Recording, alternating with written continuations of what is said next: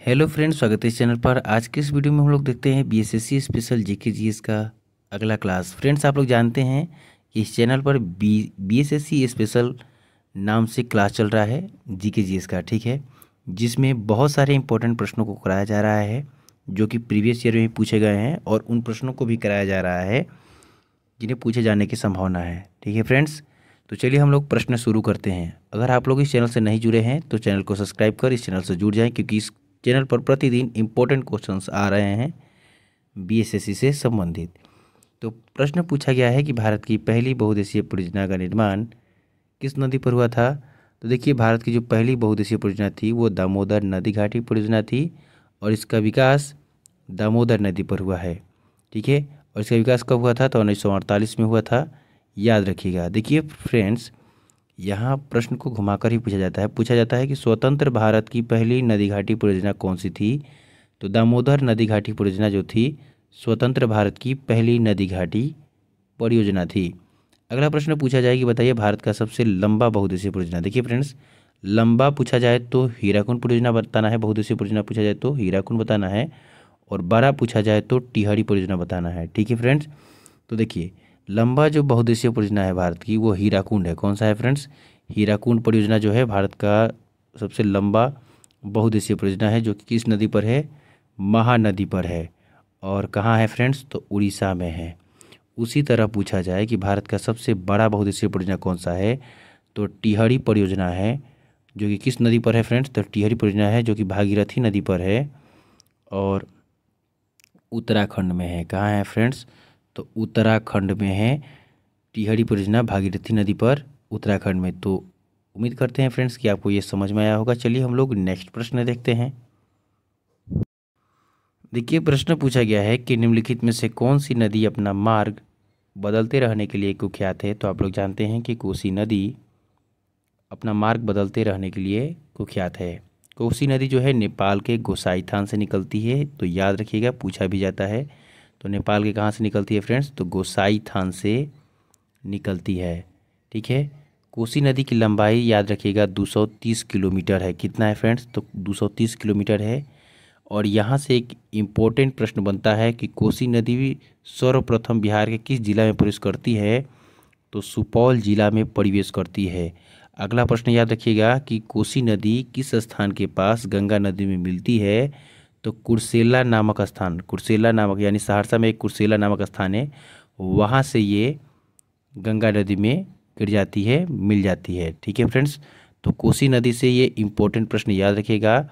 और इसीलिए कोसी नदी को बिहार का शोक कहा जाता है, क्योंकि अधिक विसर्पित होने के कारण ये नदी बार बार हर साल बिहार में बाढ़ लाती है। इस कारण इसे बिहार का शोक कहा जाता है।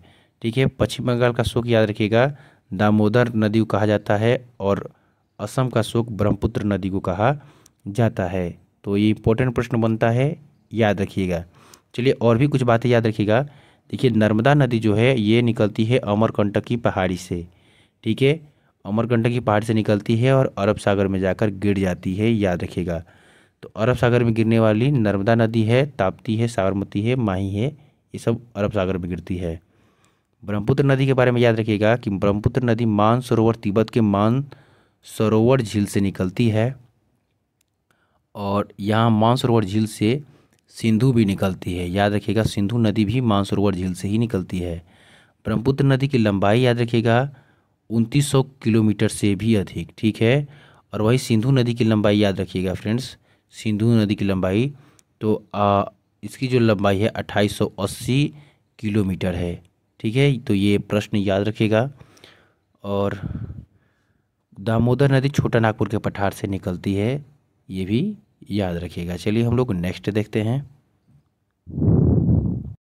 देखिए फ्रेंड्स, प्रश्न पूछा गया है कि ऊंचे क्षेत्रों में लेटेराइट मृदा की रचना होती है। तो आप लोग जानते हैं कि ऊंचे क्षेत्रों में लेटेराइट मृदा की जो रचना होती है अम्लीय होती है।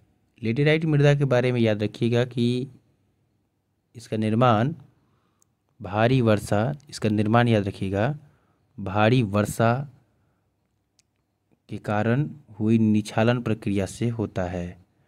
लेटेराइट मृदा की विशेषता ये भी है कि शुष्क मौसम में यह मिट्टी सूख जाती है। और अगला याद रखिएगा कि इसका विस्तार जो है मेघालय के पठारों में है और भारत के पश्चिमी और पूर्वी घाटी क्षेत्रों में है। ये याद रखिएगा कि लेटेराइट मृदा में जो है फ्रेंड्स लोहा और एल्युमिनियम पाया जाता है। नाइट्रोजन, चूना पत्थर और जैविक पदार्थों की कमी होती है। याद रखिएगा लेटेराइट मिट्टी की उर्वरता कम होती है और उर्वरक का उपयोग करके इसमें चाय, याद रखिएगा पूछा भी जाता है, चाय काजू की फसलें उपजाई जाती है। चाय, काजू की फसलें और कॉफ़ी की फसलें उपजाई जाती है। तो इम्पोर्टेंट है, याद रखिएगा फ्रेंड्स। चलिए हम लोग नेक्स्ट देखते हैं। देखिए फ्रेंड्स, प्रश्न पूछा गया है कि निम्नलिखित में से किसको सह्याद्री पर्वतमाला भी कहा जाता है। तो आप लोग जानते हैं फ्रेंड्स कि पश्चिमी घाट पर्वत को सह्याद्री पर्वतमाला कहा जाता है। इसका विस्तार आप लोग जानते हैं ताप्ती नदी के बाएं तट से, ताप्ती नदी के जो है बाएं तट से कन्याकुमारी तक है। ठीक है, कन्याकुमारी तक है। इसकी लंबाई पूछा जाता है तो इसकी लंबाई 1600 किलोमीटर है। ठीक है, सह्याद्री पर्वत का जो है उत्तरी शिखर जो है उत्तरी सह्याद्री का सर्वोच्च जो शिखर है वो कहलाता है कलसुबाई। क्या कहलाता है फ्रेंड्स? कलसुबाई कहलाता है। और दक्षिणी सह्याद्री का सर्वोच्च शिखर कुद्रेमुख कहलाता है। क्या कहलाता है फ्रेंड्स?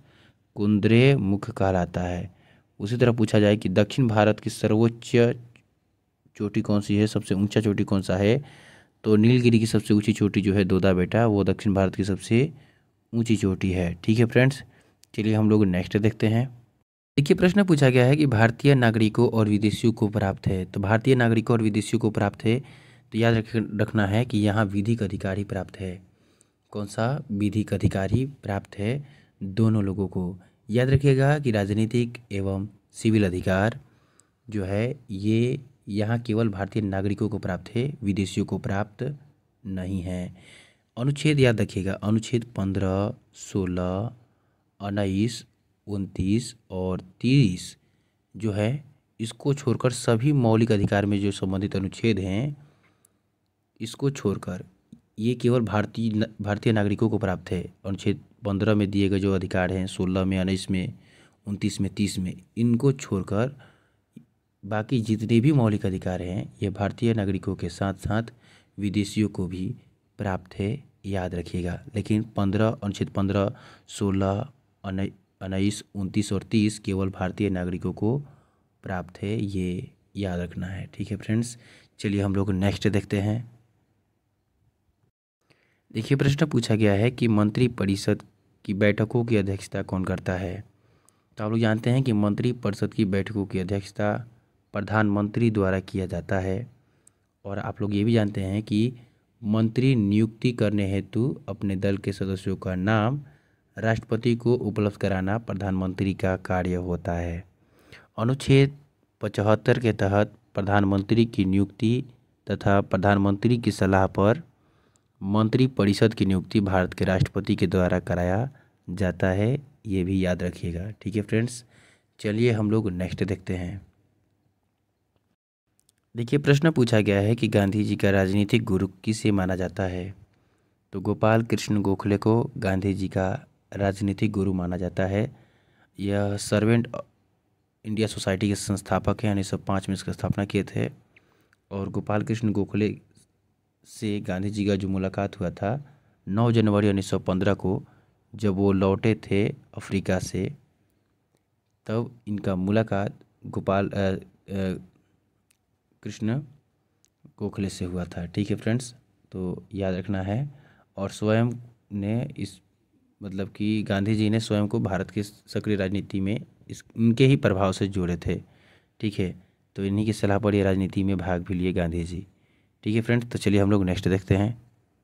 देखिए प्रश्न पूछा गया है कि सर्वोच्च न्यायालय के न्यायाधीश किस आयु तक अपने पद पर बने रहते हैं। तो 65 वर्ष की आयु तक सर्वोच्च न्यायालय के न्यायाधीश अपने पद पर बने रहते हैं। सर्वोच्च न्यायालय की स्थापना जो है 26 जनवरी 1950 को किया गया था, याद रखिएगा। और सर्वोच्च न्यायालय में कुल न्यायाधीशों की संख्या जो होती है फ्रेंड्स 33 और एक मुख्य न्यायाधीश लेकर जो होता है 34 होता है। कितना होता है फ्रेंड्स? 34 होता है। और पूछा जाए कि मूल संविधान में जो है कितने न्यायाधीश की व्यवस्था किया गया था, तो मूल संविधान में जो है 8 न्यायाधीश की व्यवस्था किया गया था। और वर्तमान में कितने हैं फ्रेंड्स सर्वोच्च न्यायालय में? तो 34 है। याद रखिएगा फ्रेंड्स कि सर्वोच्च न्यायालय के न्यायाधीश की किस आयु तक अपने पद पर बने रहते हैं? तो 65 वर्ष, लेकिन इसके लिए कोई न्यूनतम आयु सीमा निर्धारित नहीं की गई है। ठीक है, कि न्यायाधीश बनने के लिए न्यूनतम आयु कितना होना चाहिए, ये निर्धारित नहीं किया गया है। तो याद रखिएगा। चलिए हम लोग नेक्स्ट प्रश्न देखते हैं।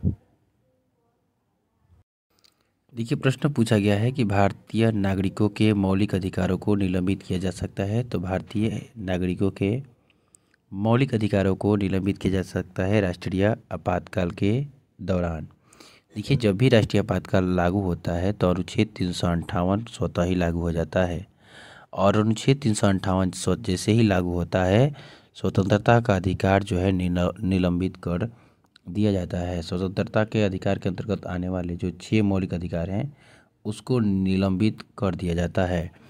पूछा जाए फ्रेंड्स कि बताइए भारत में राष्ट्रीय आपातकाल कब लगाया गया था? तो आप लोग जानते हैं 25 जून 1975 को इंदिरा गांधी की सरकार के द्वारा राष्ट्रीय आपातकाल लगाया गया था, जो कि 21 मार्च 1977 तक रहा, लगभग 21 महीनों के लिए रहा। ठीक है फ्रेंड्स, तो ये याद रखिएगा, राष्ट्रीय आपातकाल से संबंधित इम्पोर्टेंट प्रश्न। ठीक है, चलिए हम लोग नेक्स्ट देखते हैं।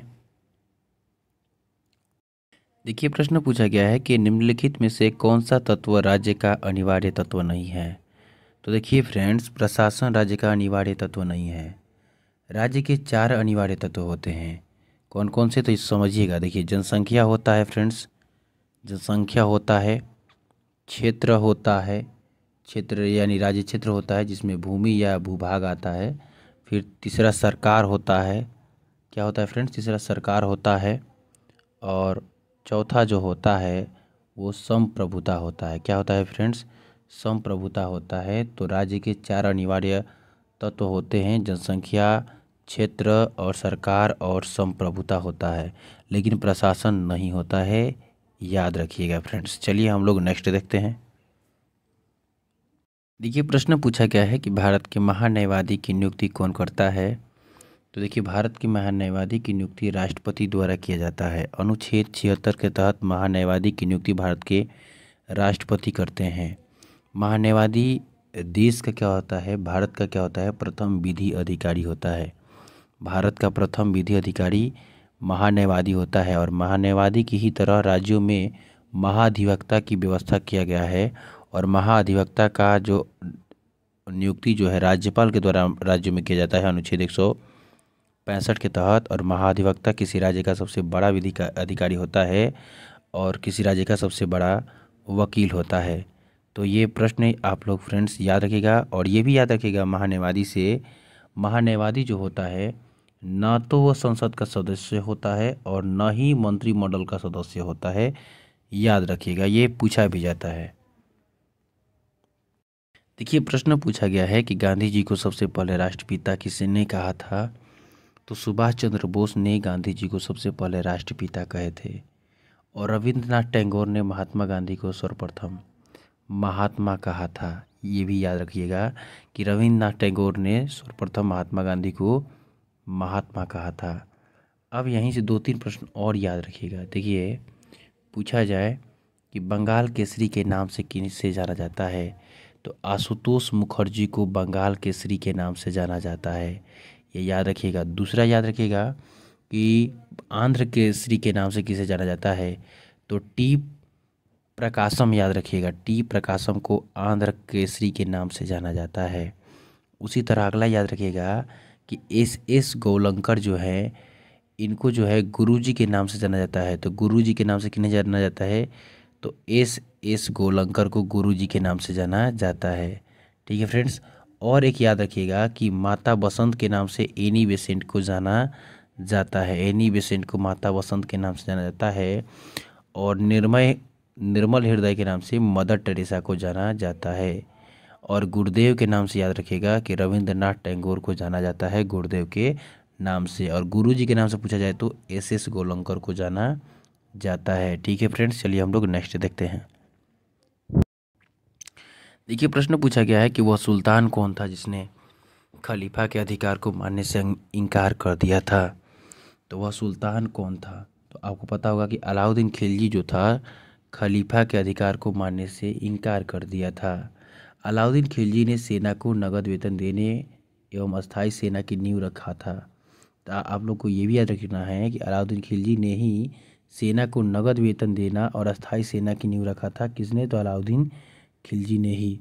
घोड़ा दागने और सैनिकों का हुलिया लिखने का प्रथा को कठोरता से लागू अलाउद्दीन खिलजी ने ही किया था। घोड़ा दागने का प्रथा किसने शुरू किया था? तो अलाउद्दीन खिलजी ने ही किया था। ये भी याद रखिएगा। अलाउद्दीन खिलजी प्रथम सुल्तान था जिन्होंने राजनीति को धर्म से अलग किया। ठीक है, अलाउद्दीन प्रथम ऐसा सुल्तान था जिसने राजनीति को धर्म से अलग कर दिया था। ठीक है, ये भी याद रखना है। और अलाउद्दीन खिलजी मसाहत यानी भूमापन व्यवस्था लागू करने वाले प्रथम शासक था। भूमापन व्यवस्था लागू करने वाले अलाउद्दीन खिलजी प्रथम शासक था, ये याद रखना है। ठीक है फ्रेंड्स, चलिए हम लोग नेक्स्ट देखते हैं। ये प्रश्न पूछा गया है कि भारत में लौह युग जुड़ा हुआ है। तो आप लोग जानते हैं कि भारत में जो लौह युग जुड़ा हुआ है वो चित्रित धूसर और मृद भांडों के साथ जुड़ा हुआ है। लोहा का भारत में प्रयोग सर्वप्रथम उत्तर वैदिक काल में हुआ था। ये भी याद रखिएगा कि उत्तर वैदिक काल में सर्वप्रथम भारत में लोहा का प्रयोग हुआ था। ठीक है, और डी.के. चक्रवर्ती ने 1950 BC में भारत में लोहा के प्रयोग का प्रमाण दिए हैं। ठीक है, किसने? तो डी.के. चक्रवर्ती ने। ठीक है, चलिए हम लोग नेक्स्ट देखते हैं। देखिए प्रश्न पूछा गया है कि एलोरा के प्रसिद्ध कैलाश मंदिर का निर्माण निम्नलिखित में से किस राजा ने किया था? तो इसका राइट आंसर होगा कि इसका निर्माण राष्ट्रकूट नरेश कृष्ण प्रथम ने किया था। राष्ट्रकूट नरेश कृष्ण प्रथम ने किया था। एलोरा में 34 शैलकृत गुफाएं हैं। कितनी? 34 शैलकृत गुफाएं हैं। और याद रखिएगा कि एलोरा गुफाओं का सर्वप्रथम उल्लेख फ्रांसीसी यात्री थीवीनेट ने किया था। किसने किया था? थीवीनेट ने किया था। ठीक है फ्रेंड्स, तो आज के लिए इतना ही। मिलते हैं नेक्स्ट वीडियो में। आज 15 ही प्रश्न इसमें तैयार किए हैं, लेकिन कल से जो है आप लोगों के लिए 30 प्रश्न आते रहेगा। तो इस चैनल को सब्सक्राइब कर लें और अभी जो प्रश्न हम लोग किए हैं इसमें से बताएं कि आप लोग कितने प्रश्नों का सही जवाब दिए हैं।